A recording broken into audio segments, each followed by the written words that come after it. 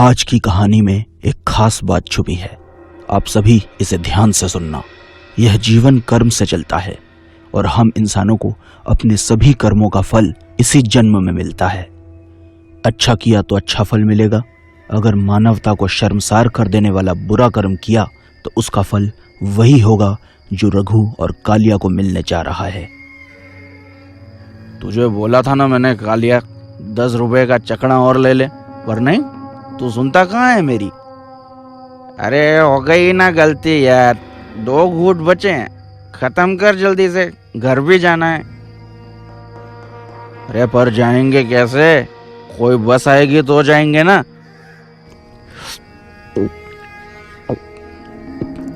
ये ले, ये तो खत्म हो गई। क्या सुर में आवाज आई है।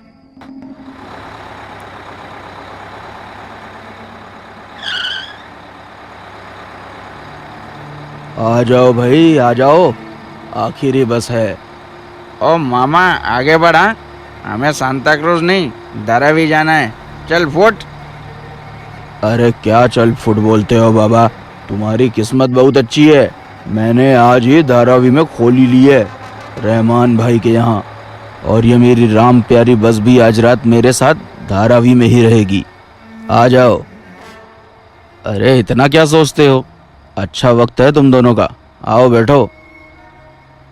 लगता है आज भगवान ने हमारी किस्मत बड़ी जोरदार लिखी है, फुल इज्जत निकल रही है दिल से।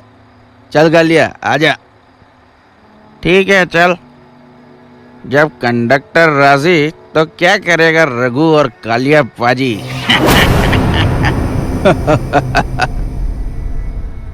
रात के 1 बजे अपने इलाके की बस मिल जाना रघु और कालिया को किस्मत की बात लग रही थी, लेकिन वो नहीं जानते थे कि वो बस और कंडक्टर उनके लिए न्याय का वो दंड लेकर आए हैं जो कभी भी उन पर कहर बनकर टूट पड़ेगा। दंड भी विचित्र और दंड देने वाले भी सोच से परे।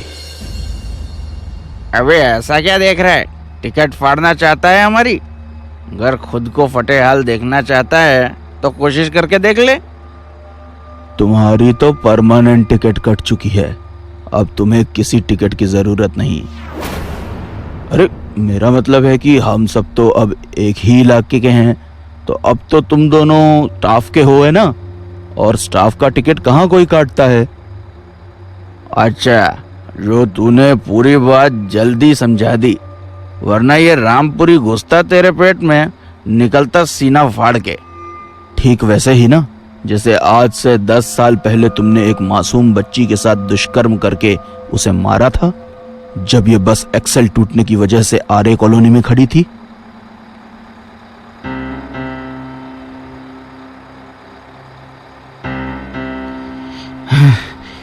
जिस्म की भूख तो मिट गई यार, अब इस जूठे बर्तन का क्या करें यार। जिंदा छोड़ दिया तो ये पुलिस को सब बक देगी, मार देते हैं, यही सही रहेगा, मार डाल।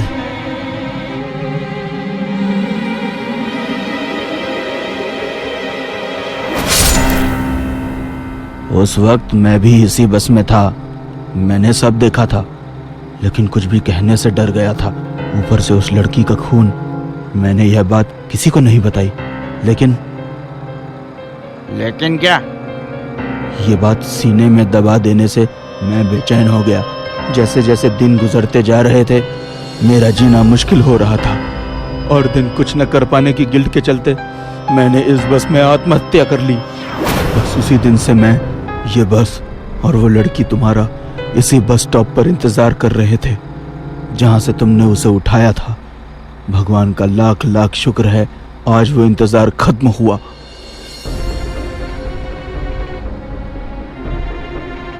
अबे ओ राम गोपाल वर्मा, ये क्या तू यहाँ हॉरर फिल्म बना रहा है?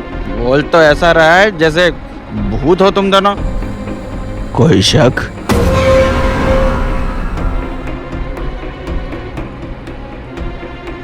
देखो देखो भूत काका, हमें छोड़ दो, हमको मत मारो, हमसे गलती हो गई, आगे से ऐसा नहीं होगा। भविष्य में तुम क्या गलती करोगे, ये सजा उसकी नहीं है, ये सजा उस कर्म का फल है जो तुम कर चुके हो।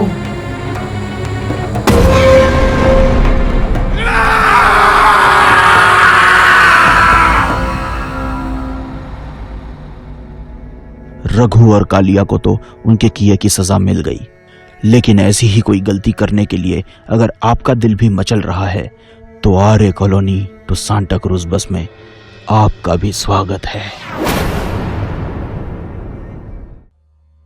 सॉफ्टवेयर कंपनी में काम करने वाले अनिरुद्ध को बहुत दिनों बाद कुछ दिनों की छुट्टियां मिली थी। वो बहुत खुश खुश अपने घर जा रहा था। तभी उसके पापा ने उसे फोन किया। हाँ पापा, हाँ चिंता मत कीजिए, मैं जल्दी पहुंच जाऊंगा। जल्दी आना, पर गलती से भी जंगल का शॉर्टकट मत ले लेना, वो रास्ता सही नहीं है। जी पापा, अब रखता हूं, चलती गाड़ी में बात करना सही नहीं है। ओके, लव यू पापा। अनिरुद्ध ने फोन रख दिया। उसके चेहरे पर घर जाने की खुशी साफ झलक रही थी। कुछ ही देर में अनिरुद्ध ने उसी जंगल को क्रॉस किया जिसके लिए उसके पिता ने कहा था कि शॉर्टकट मत लेना। क्या करूं, पापा की बात मानूं या नहीं? लेकिन अगर मैंने ये शॉर्टकट ले भी लिया तो पापा को बताएगा कौन? मेरे सिवा तो कोई और है नहीं मेरे साथ। तो अनिरुद्ध डियर, समय पर घर पहुंचना है तो शॉर्टकट लेना ही होगा। आखिर काफी सोच विचार करने के बाद जवान खून अनिरुद्ध ने अपने पिता की बात को अनसुना करते हुए जंगल के शॉर्टकट से जाने का ही फैसला कर लिया।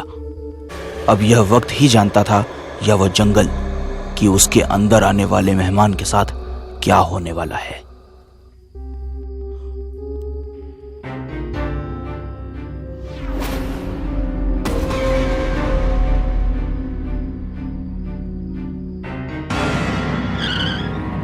ओह गॉड,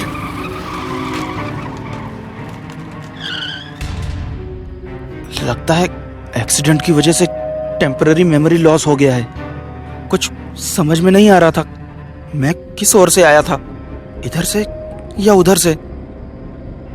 एक्सीडेंट से लगी चोटों के दर्द को सहते हुए अनिरुद्ध जंगल से बाहर जाने वाले रास्ते पर चलने लगा। लेकिन कुछ ही देर बाद उसी रास्ते से वापस एक्सीडेंट वाली जगह पर पहुंच गया जहां से वो आया था। यह देख अनिरुद्ध बुरी तरह डर गया। ये कैसे हो सकता है? मैं उस तरफ आगे बढ़ा था, फिर यहां से कैसे आ गया?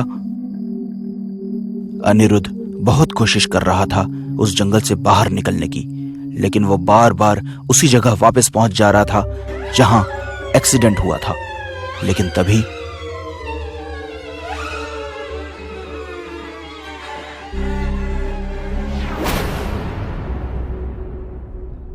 भाई साहब, प्लीज प्लीज मेरी हेल्प कीजिए। मेरा यहाँ एक्सीडेंट हुआ था। मैं बहुत कोशिश कर रहा हूँ इस जंगल से बाहर निकलने की, लेकिन हर बार लौटकर यहीं आ जा रहा हूँ। आपको बाहर जाने का रास्ता पता है तो प्लीज मुझे साथ ले जाइए। ठीक है, बैठ जाइए। जंगल के उस भूल भुलैया रास्ते पर किसी का मिल जाना अनिरुद्ध के लिए वरदान से कम नहीं था। मेरा नाम जितेश है। मेरा अनिरुद्ध, आप इस जंगल के रास्ते पर क्यों आए? पापा ने मना किया था, लेकिन घर जाने की जल्दी में मैंने ही ये शॉर्टकट ले लिया और फंस गया। जितेश अनिरुद्ध को जंगल के बाहर तो ले गया, लेकिन वो खुद अपनी कार को जंगल से बाहर नहीं लाया। आपकी मंजिल आ गई, जंगल यहां खत्म होता है। मुझे आप जैसे और भी लोगों की मदद करनी है।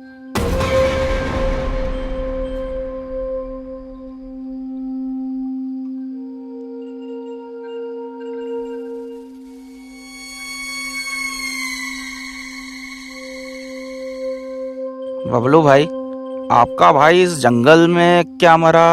आपने तो यहीं अपना ठिकाना बना लिया। यहां रहता हूं तो लगता है वो मेरे आसपास ही है।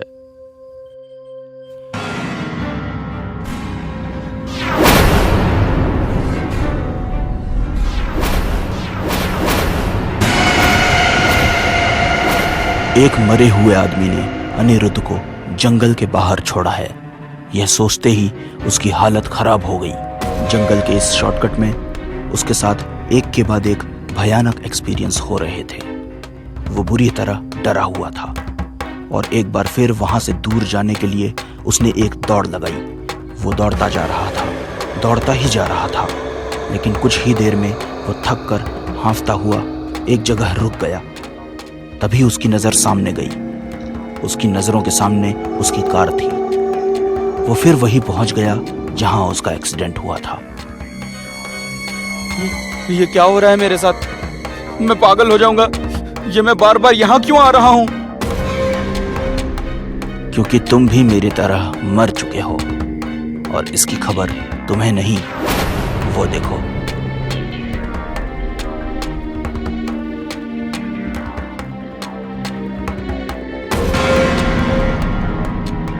जिंदगी में जब कोई बड़ा तुम्हें कुछ न करने के लिए कहे तो उसे नहीं करना चाहिए, और शॉर्टकट तो कभी नहीं लेना चाहिए। उस शॉर्टकट में अनिरुद्ध मर चुका था। देखिए मिस्टर शर्मा, समझने की कोशिश कीजिए। अगर आपने ओवरड्राफ्ट की लिमिट नहीं बढ़ाई तो यह कॉन्ट्रैक्ट हमारे हाथ से निकल जाएगा। I am sorry Sunil ji, मैं पहले ही आपकी लिमिट 5 लाख बढ़ा चुका हूं। इससे ज्यादा नहीं बढ़ा सकता। आप प्लीज मेरी भी मजबूरी समझें। मैं प्रोटोकॉल के अगेंस्ट नहीं जा सकता। कैसा प्रोटोकॉल मिस्टर शर्मा? हम जैसे मिडिल क्लास बिजनेसमैन को आप हजारों प्रोटोकॉल बताने लग जाते हैं, लेकिन इस देश के बड़े बड़े उद्योगपतियों को करोड़ों का लोन देते वक्त आपका प्रोटोकॉल क्या तेल लेने चला जाता है? ये आप कैसी बातें करने लगे सुनील जी? जुबान पर काबू रखिए। चलो यहां से यार, हम कुछ और सोचते हैं। अमित प्लीज, तुम्हें पता है ना, अगर ये प्रोजेक्ट हाथ से निकल गया तो हमें मिडिल क्लास बिजनेस के लेवल से ऊपर उठने में बरसों लग जाएंगे। मैं आपकी परिस्थिति समझ सकता हूं सुनील जी, लेकिन आप मेरी परिस्थिति समझने की कोशिश नहीं कर रहे। मैं बस इतना ही कह सकता हूं कि जब आप बड़े उद्योगपति बन जाएंगे तब आपकी जगह कोई और होगा। यही व्यवस्था है। आई होप आप मेरी बात समझ रहे होंगे।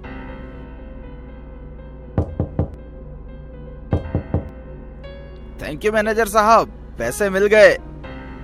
पैसे पूरे हैं ना सेठी जी? जी पूरे 25 लाख हैं। ठीक है सेठी जी, बेटी की शादी में बुलाना मत भूलिएगा। अरे आप तो घर के हैं, आपको तो काम करवाना होगा। पक्का, पहले ही पहुंचूंगा। चलिए चलता हूं।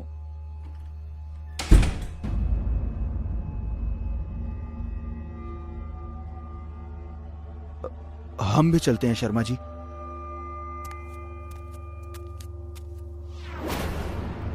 अब क्या करेंगे? जब जमाना साथ ना दे तो उल्टी राह पकड़ लेने में देरी नहीं करनी चाहिए अमित, वरना गरीब जिंदगी गरीबी में ही मर जाती है, और मैं गरीब नहीं मरना चाहता।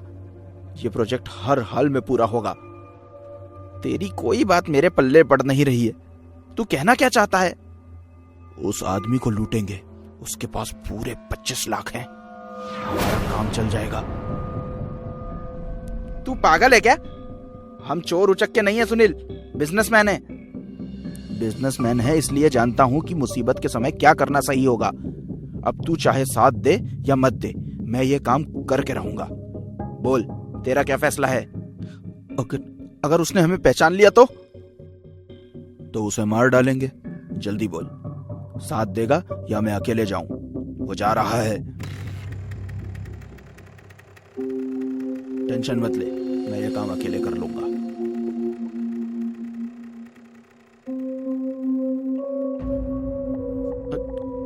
रुक, चल, आगे मोड़ पर रोक ले।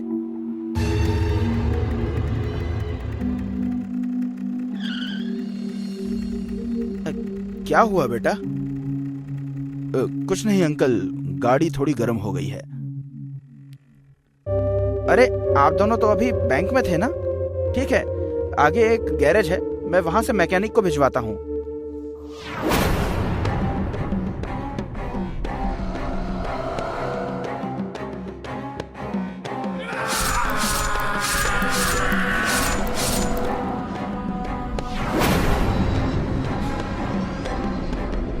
तुम मुझे क्यों मार रहे हो? मेरी तुमसे क्या दुश्मनी है? मैंने तो आज पहली बार तुम्हें बैंक में देखा था बस। हमारी कोई दुश्मनी नहीं है, दुश्मन तो ये वक्त है। हमें पैसे की जरूरत थी जो तुम्हारे पास थे, उसी के लिए हमने ये सब किया। नहीं नहीं, तुम ये नहीं कर सकते। ये पैसे मेरी बेटी की शादी के लिए हैं। मैं तुम्हें ये पैसा नहीं ले जाने दूंगा।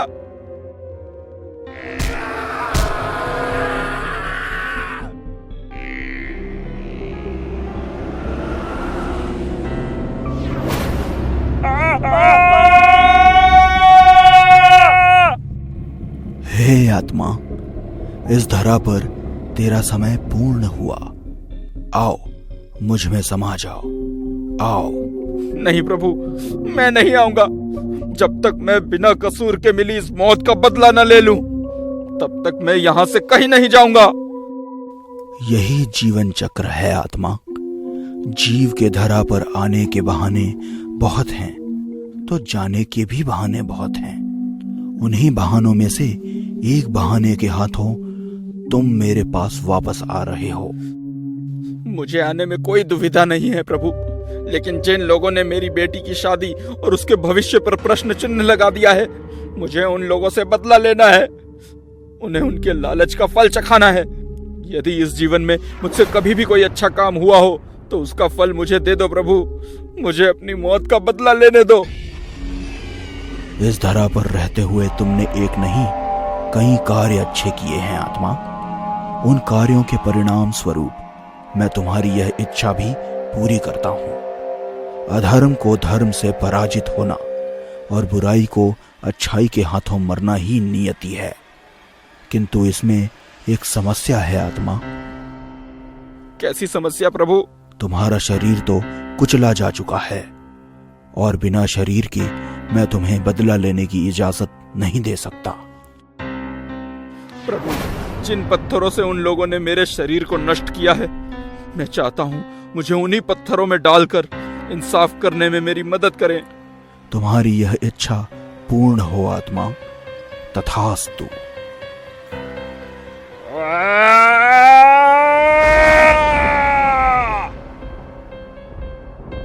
हमारी जीत की खुशी में चीयर्स।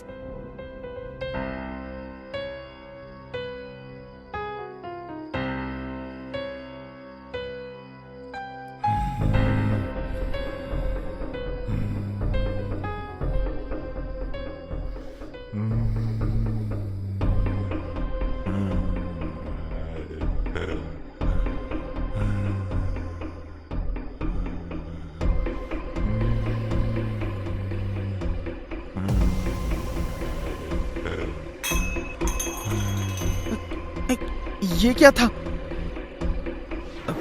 पता नहीं, पर लगता है कुछ गिरा है।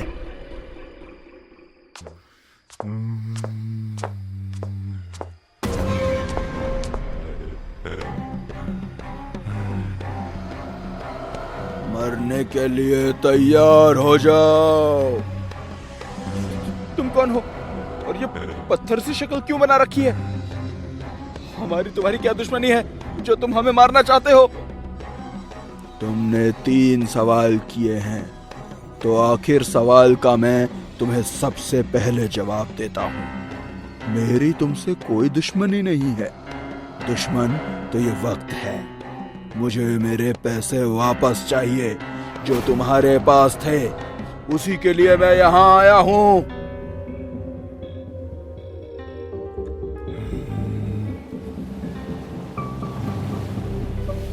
दूसरा सवाल का जवाब है, ये शक्ल तुम दोनों ने ही मुझे दी है।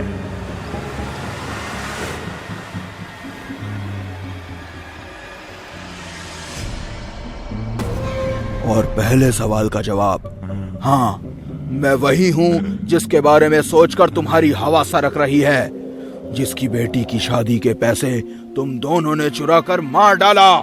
मैं वही सेठी हूँ। नहीं, ये नहीं हो सकता है। तुम तो मर चुके हो। हाँ, मैं मर चुका हूँ, लेकिन तुम जैसे पैसों के अंधे अधर्मी लालची इंसानों को सबक सिखाने के लिए भगवान भी अपने नियम बदल लेते हैं। इस बदले नियम की पूर्णता तुम दोनों की मौत से पूरी होगी। नहीं नहीं नहीं, हमें मत मारो, मैं तुम्हारा पैसा तुम्हें वापस दे दूंगा। हमें मत मारो, हमें मत मारो, ये रहा तुम्हारा पैसा। पैसों से मौत को खरीदा नहीं जा सकता बुरी आत्माओं, और उन पैसों से तो बिल्कुल भी नहीं जो तुम्हारे है ही नहीं।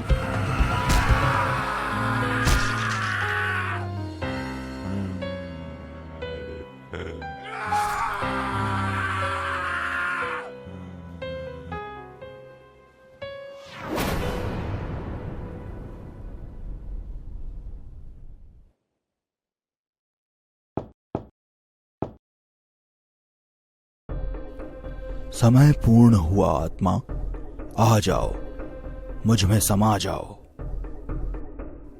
धन्यवाद प्रभु, मुझे इसी रूप में ले जाओ।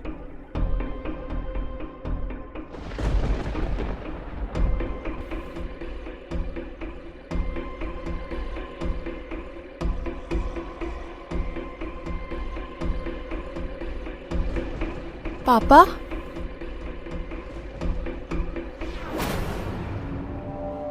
कलयुग के ऐसे ही विचित्र कहानियों को समय पर देखने के लिए इस चैनल को सब्सक्राइब करना और इसका बेल आइकन दबाना ना भूलें।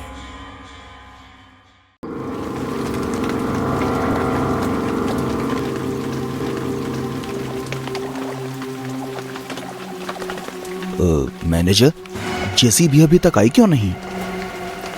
सर, मैंने अभी फोन किया था, रास्ते में ही है, थोड़ी देर में पहुंच जाएगा। पिछले 1 घंटे से तुम मुझे यही सुना रहे हो श्रीकांत। तुम अच्छे से जानते हो मुझे किसी भी हाल में ये बिल्डिंग 3 दिन में तुड़वानी ही है, फिर भी तुम।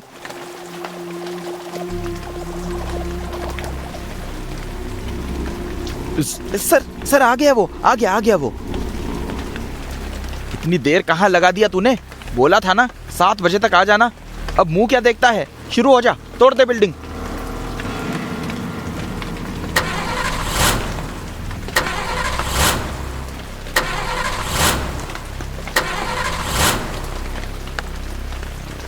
पुरानी जेसीबी क्यों मंगाई है तुमने श्रीकांत? नहीं सर, पुरानी नहीं, एकदम नई जेसीबी है ये। नई है तो स्टार्ट क्यों नहीं हो रही?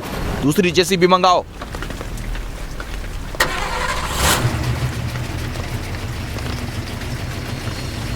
सर, स्टार्ट हो गई। चलो अब जल्दी से आगे बढ़ो और बिल्डिंग तोड़ दो।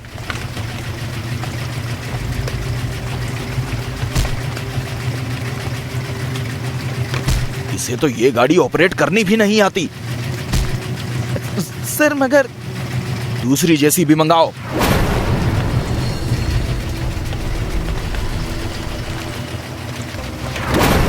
सर, मेरी तो कुछ समझ में नहीं आ रहा है। पहली गाड़ी भी इस बिल्डिंग की ओर नहीं बढ़ पाई, लेकिन वापस मुड़कर जाने में कोई प्रॉब्लम नहीं हुई। अब इस जेसीबी के साथ भी वही हो रहा है। मजदूर बुलाओ। जी सर। हेलो लखन।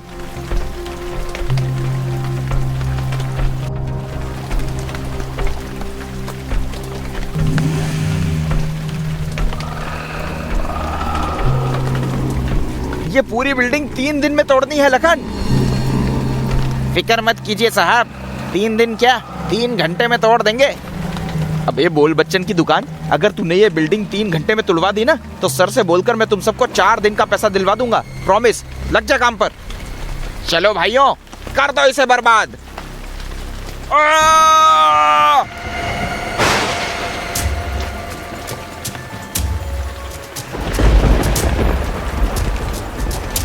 बचाओ बचाओ बचाओ बचाओ।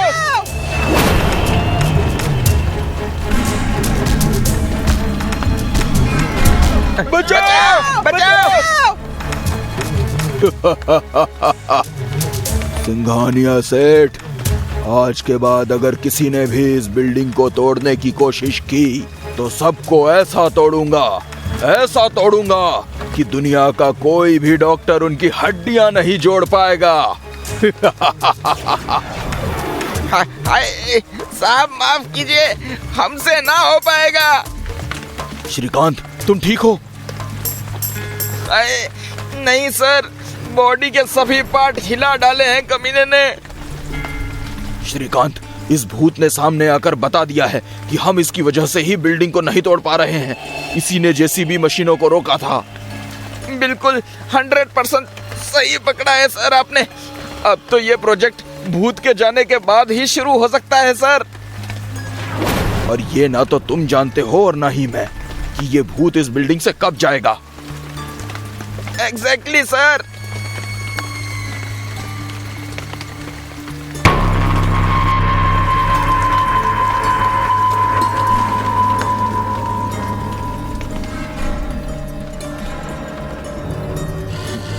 सर सर एक तांत्रिक बाबा का पता चला है।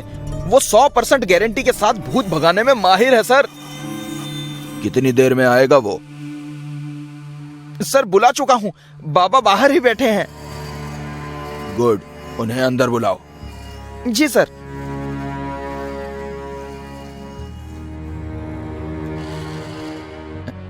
हेलो रोशनी, बाबा को अंदर भेजो।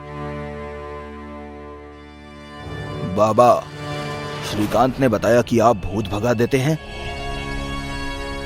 मैं नहीं भगाता, ऊपर वाले की शक्ति भगाती है। मैं तो मात्र जरिया हूं। कितना पैसा लेंगे आप भूत भगाने का? 5 लाख। अरे बाबा, क्या आपको पता है 5 लाख कितने होते हैं? कभी देखे भी हैं?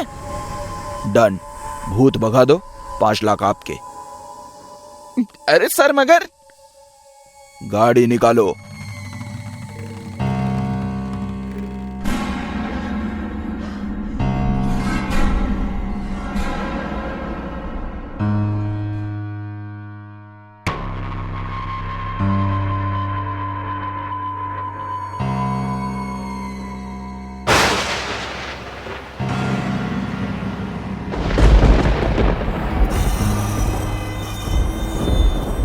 ओम ह्रीम क्लीम व्लीम क्लीम टिम स्वाहा। आप दोनों यहीं रहें, अंदर सिर्फ मैं ही जाऊंगा। आप लोगों को खतरा हो सकता है। जी बाबा, जैसा आप कहें।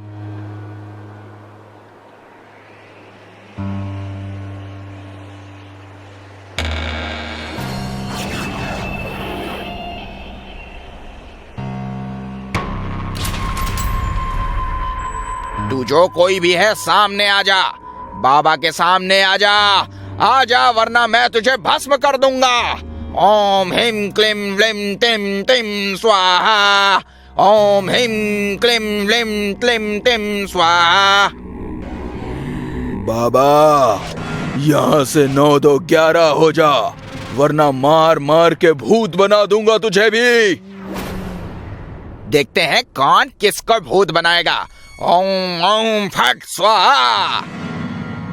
अभी भी समय है, ज्यादा फट फट ना कर, नहीं तो ऐसे फटके दूंगा कि जिंदगी भर इस बिल्डिंग के आसपास नहीं फटकेगा। आज तक कोई भूत का लाल पैदा नहीं हुआ जो बाबा को छू सके। ये बात है तो फिर ले।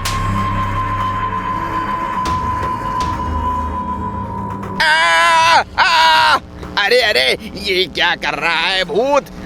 रुक जा रुक जा। अरे मार डाला रे। ए भूत, देख देख, इज्जत पर हमला नहीं। रुक जा भाई, रुक जा, धोती छोड़ दे।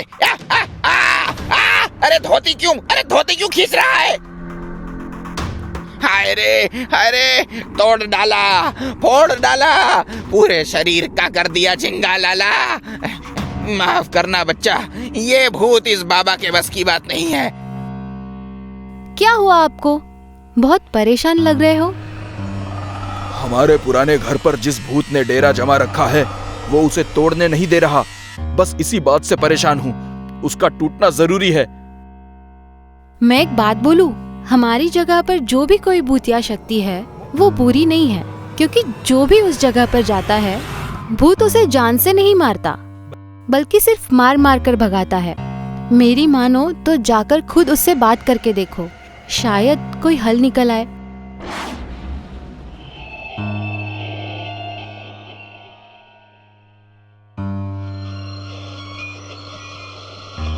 सेठ, आप फिर आ गए। लगता है आपको अपनी जान प्यारी नहीं है।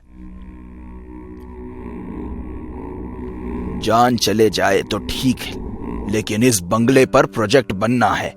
मैं उसे रुकते हुए नहीं देख सकता। और मैं इस बंगलों की जगह पर कुछ बनते हुए नहीं देख सकता। मुझे इस जगह से प्यार है सेठ, चले जाओ यहां से। मैं चला जाऊंगा, लेकिन एक बार मेरी बात ध्यान से सुन ले। मैं जानता हूं तुम बुरे भूत नहीं हो। प्लीज एक बार मेरे सामने आकर मेरी बात सुन लो, उसके बाद जो तुम कहोगे वही होगा। सेठ, मुझे इतनी रिक्वेस्ट करने की जरूरत नहीं है आपको। बोलो क्या बात करनी है। मैं जानना चाहता हूं कि आखिर आप क्यों इस घर को तोड़ने से रोकना चाहते हो, जबकि ये मेरा है। शंभू राम को जानते हैं आप? शंभू राम? आप शंभू काका की बात तो नहीं कर रहे? हाँ, उन्हीं की बात कर रहा हूं मैं उन्हें कैसे भूल सकता हूं? वो तो हमारे केयर टेकर थे। मेरा बचपन उनकी गोद में ही बीता है। उनके कंधे पर बैठकर तो मैं पूरा शहर घूमता था। लेकिन जब मैं 9 साल का हुआ तो घर वालों ने पढ़ाई के लिए मुझे विदेश भेज दिया। उसके बाद उनसे कभी मिलना नहीं हो पाया। लेकिन भूत बाबा, आप उनके बारे में क्यों पूछ रहे हैं? क्योंकि छोटे मालिक, मैं ही आपका वो शंभू काका हूं, जो मरने के बाद भी अपनी जिम्मेदारी निभा रहा है। मैं आपकी भावनाओं की रिस्पेक्ट करता हूं शंभू काका, लेकिन ये काम मैं अपने स्वार्थ के लिए नहीं कर रहा। मेरी एक जगह है जिसे कुछ लोगों ने कब्जा कर रखा है। मेरे बिजनेस पार्टनर्स उन्हें हटाना चाहते हैं, लेकिन मैं चाहता हूं कि उनके सर छत बनी रहे। इसलिए इस जगह पर उन्हें घर बनाकर देना चाहता हूं। मेरी परिस्थिति अभी भी ऐसी नहीं है काका कि मैं कहीं और जमीन खरीदकर उन्हें बसा सकूं। पिताजी के एक हादसे में अचानक मौत हो जाने से उनके पैसों का मेरे पास कोई हिसाब नहीं है। इसलिए प्लीज मुझे यह काम करने दें। आपने तो मुझे रुला ही दिया छोटे मालिक। मुझे पहले पता होता कि एक नेक काम के लिए घर तोड़ रहे हैं तो मैं आपको कभी नहीं रोकता।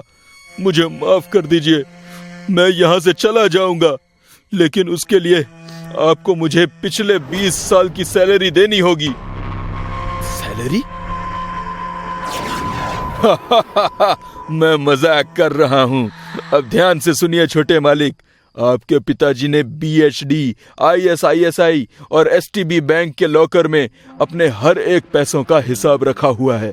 जाओ ले लो। आपको कैसे पता? बड़े मालिक ने ही मुझे बताया था, शायद आज के दिन के लिए ही। चलता हूं, हमेशा खुश रहिए। शंभू काका, मैं आपसे वादा करता हूं, इस जगह पर पिताजी की मूर्ति के साथ साथ आपकी भी मूर्ति बनवाऊंगा।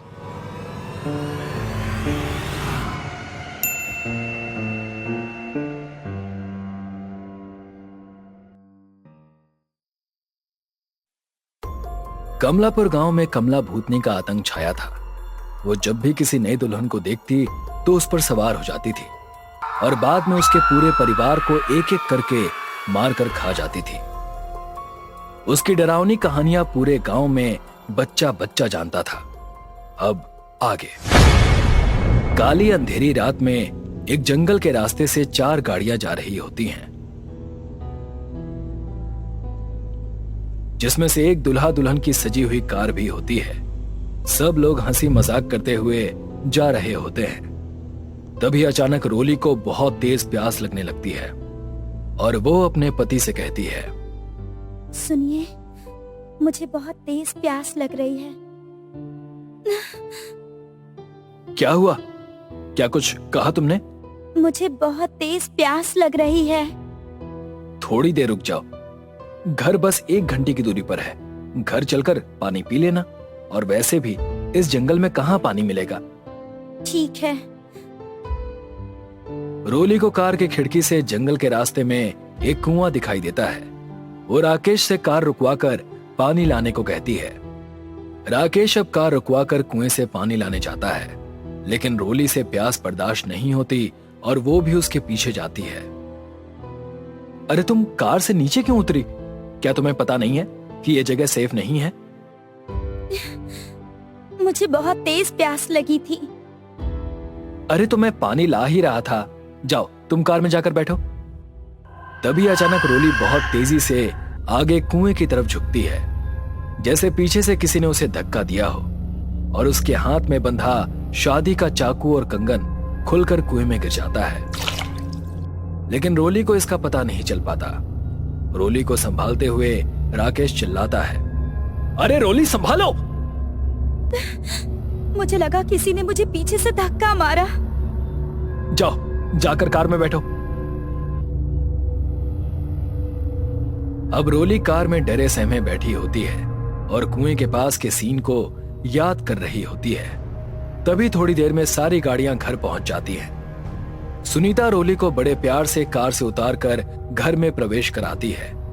तभी उसकी पड़ोसी पीछे से बोलती है, हाय हाय, बहू के हाथों में तो शादी का कंगन और चाकू नहीं है, जो बहुओं को बुरी नजर से बचाता है। बहू, कंगन और चाकू कहाँ है? पता नहीं माँ जी, जब घर से चली थी तब तो हाथ में ही बंधा था। रोली सुनीता को कुएं वाली बात बताने वाली होती है। तब तक राकेश बात बदलते हुए उसे चुप करा देता है। उसके बाद सुनीता नए जोड़े को उनके कमरे में छोड़ आती है। अब रात के अंधेरे में मुकेश पानी पीने के लिए उठता है, लेकिन तभी एकदम हवा से खिड़कियां आपस में टकराने लगती हैं। वो जैसे ही खिड़की बंद करने के लिए आगे बढ़ता है, उसका पैर मुड़ जाता है और वो जमीन पर गिर जाता है। तेज हवा और बिजली के कड़कने से खिड़की के पर्दे तेजी से इधर उधर हो रहे थे। वहां का माहौल बहुत डरावना हो गया था। कौन है? कौन है? सामने आओ! अचानक मुकेश का पैर कोई खींचते हुए उसे घर के बाहर घसीटने लगा। मुकेश जोर जोर से चिल्लाने लगा। तभी वहां श्यामलाल और सुनीता आ जाते हैं। क्या हुआ बेटा, तुम क्यों चिल्लाए? माँ, यहाँ कोई भूत है जो मुझे मारने की कोशिश कर रहा है। यहाँ कोई नहीं है मुकेश, जाओ जाकर सो जाओ। कोई बुरा सपना देखा होगा तुमने। नहीं, वो मुझे मार देगी। श्यामलाल मुकेश को समझाकर सोने चला गया। अब सुनीता मुकेश से कहती है, चल तू मेरे साथ, मेरे कमरे में चलकर सो। उन दोनों के जाते ही घर का दरवाजा खुलता है और कमला भूतनी, जो कि शादी के जोड़े में है, घर के अंदर आकर घर को देखते हुए भयानक हंसी में हंसने लगती है और डरावने तरीके से धीरे धीरे चलती हुई राकेश के कमरे में जाती है। उसकी पायलों की आवाज पूरे घर में गूंज रही होती है और वो रोली की जगह जाकर लेट जाती है। अब दूसरे दिन घर में खुशी का माहौल है और सुनीता पंडित जी को बुलाती है, जो कि गेट पर खड़े होते हैं। अरे पंडित जी, यहाँ आइए, बहुत देर कर दी आपने। अरे सुनीता बहन, क्या करें, शादियों का सीजन है, इसीलिए बहुत भागा दौड़ी हो रही है। हाँ वो तो है। पंडित जी चलिए पूजा शुरू करवाइए। हाँ, नई बहू को बुलाइए, पूजा उसके हाथ से ही होगी और मुहूर्त का समय निकलता जा रहा है। सुनीता अब रोली को लेकर आती है, लेकिन रोली बहुत ही अजीब तरीके से चलकर आती है और पूजा में बैठने से मना कर रही होती है। क्या हुआ बहू, जल्दी चलो, पूजा का समय निकल रहा है। माँ, मैं पूजा नहीं करूंगी, मेरी तबीयत ठीक नहीं लग रही। अरे ये जरूरी पूजा है बहू, और हमारे घर का रिवाज है कि नई बहू के हाथ से ही ये पूजा करवाई जाती है। सुनीता की बात सुनकर रोली को बहुत गुस्सा आने लगता है और उसकी आंखें लाल हो जाती हैं। और तभी वो घूंघट के अंदर से फूंक मारती है और अचानक तेज आंधी के साथ काली घटा छा जाती है और मंदिर के पास रखा सारा सामान गिरने लगता है और हवा में उड़ जाता है। घर के सारे लोग इधर उधर दीवार का सहारा ढूंढने लगते हैं। ये देखते ही पंडित चिल्लाने लगता है, अनर्थ, घोर अनर्थ। क्या हुआ पंडित जी, आप ऐसे क्यों बोल रहे हो? ये कोई साधारण आंधी नहीं है, काली शक्तियों की माया से उत्पन्न की गई आंधी है। जरूर कुछ अनिष्ट होने वाला है।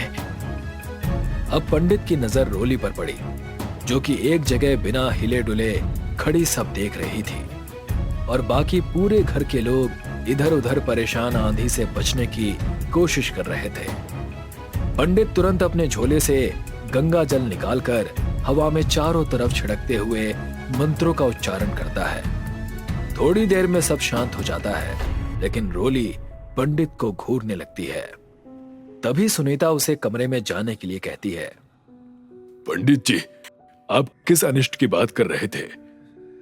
कुछ नहीं श्यामलाल, तुम्हारे घर को शुद्ध करना होगा। इस पर काली शक्तियों की नजर पड़ चुकी है और मैं अगले 5 दिन बाद आकर यहाँ पर एक हवन करूंगा, तब सब ठीक हो जाएगा। ठीक है पंडित जी।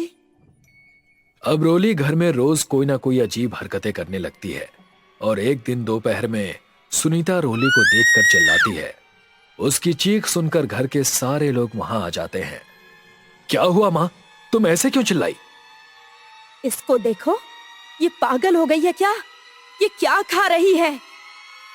सभी लोग जब रोली को देखते हैं तो उनको यकीन नहीं होता। रोली खाने की टेबल पर बैठी खुले बालों में नॉनवेज खा रही होती है, वो भी बहुत अजीब और भयानक तरीके से नोच नोच कर, जैसे कोई जानवर खाता है। राकेश उसके पास जाकर नॉनवेज को उठाकर घर के बाहर फेंक देता है। ये देखकर रोली को बहुत गुस्सा आता है और वो उसका गला पकड़कर उसे हवा में उठा देती है। सब लोग रोली का हाथ पकड़कर उससे राकेश को छुड़ाने लगते हैं। भाभी, छोड़ो भैया को, छोड़ो। तेरी इतनी हिम्मत कि तू कमला भूतनी का खाना उससे छीनेगा? मैं तुझे ही खा जाऊंगी। कमला भूतनी? कौन कमला भूतनी? अरे आप जाकर पंडित जी को फोन करके बुलाओ, वरना ये हम सबको मार देगी। बुढ़िया, तुझ पर बहुत चर्बी चढ़ी है। तू मेरे सारे काम बिगाड़ती है। मैं सबसे पहले तुझे ही खा लेती हूँ। कमला भूतनी अब सबको हवा में उछालकर इधर उधर फेंक देती है और सुनीता को गिराकर उसके ऊपर बैठ जाती है और उसकी टांग को खाने लगती है। पूरे फर्श पर खून बहने लगता है।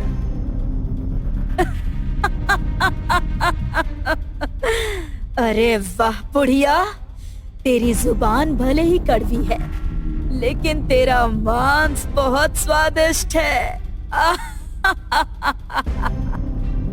राकेश कमला भूतनी को इस तरह से जब अपनी माँ का पैर खाते हुए देखता है तो गुस्से से बौखला जाता है और लोहे की सरिया लाकर उससे भूतनी के ऊपर हमला बोल देता है। तब तक पंडित जी भी आ जाते हैं। वो मुकेश को कमला भूतनी को पकड़ने के लिए कहते हैं और श्यामलाल के साथ मिलकर हवन की तैयारी कर लेते हैं। सुनो, तुम दोनों कमला भूतनी को पकड़कर यहाँ इस गोल घेरे में बैठे रहना और इसे यहाँ से उठने मत देना। पंडित, आज इन सब के साथ तू भी मरेगा और आज मैं तुझे खाकर तेरा भूत पकड़ने का शौक भी खत्म कर दूंगी। अब राकेश और मुकेश मिलकर कमला भूतनी को उस घेरे में बैठा देते हैं और उसे जोर से पकड़े रहते हैं। पंडित अब जोर जोर से मंत्रों का उच्चारण करने लगता है और कमला भूतनी बुरी और भयानक तरीके से चिल्लाने लगती है। साथ ही वो अपनी जादुई शक्तियों से पूरे घर का सामान हवा में इधर उधर फेंकने लगती है। थोड़ी देर बाद अचानक कमला भूतनी शांत हो जाती है और उसका रूप बदलकर वापस वो रोली बन जाती है। लेकिन तभी रोली के शरीर से एक काला साया बाहर निकला और पंडित ने उसको एक कपड़े में लपेटकर उस हवन की आग में स्वाहा कर दिया। राकेश, आज से ये कमला भूतनी किसी को नहीं सताएगी, क्योंकि मैंने इसकी आत्मा को हवन कुंड में स्वाहा कर दिया है। अब राकेश और मुकेश पीछे मुड़कर सुनीता के पास जाते हैं और रोने लगते हैं, क्योंकि सुनीता की गर्दन और एक पैर को कमला भूतनी ने खा लिया होता है और उसकी लाश खून से सनी पड़ी होती है। थोड़ी देर बाद रोली को होश आ जाता है। वो जब सुनीता की लाश देखती है तो बिलख बिलख कर रोने लगती है और पूरे परिवार में शोक छा जाता है।